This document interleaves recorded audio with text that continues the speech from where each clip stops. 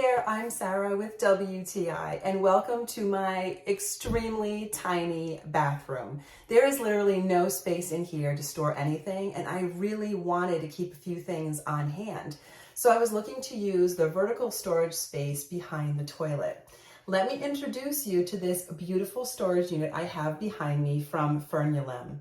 It has 2 drawers and 2 shelves, and let me tell you, it holds a surprising amount of stuff. I love the drawers because it keeps things out of sight and it holds even my large toilet paper roll, which is very important to me. The shelving unit was very easy for me to put together and it even has adjustable feet. Another great feature of this storage unit is the fact that if you wanted to, you could simply remove the 2 drawers and then you would have 3 beautiful shelves.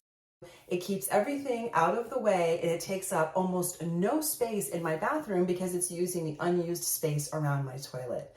The rustic brown color is so perfect and I just love the overall look of the unit. It was easy to put together and I'm really surprised by how much I'm able to hold in it. So if you have a ridiculously tiny bathroom but you need somewhere to hold things, I highly recommend using the space behind your toilet and getting this storage unit right behind me. I'm really very pleased with it and that is my point of view.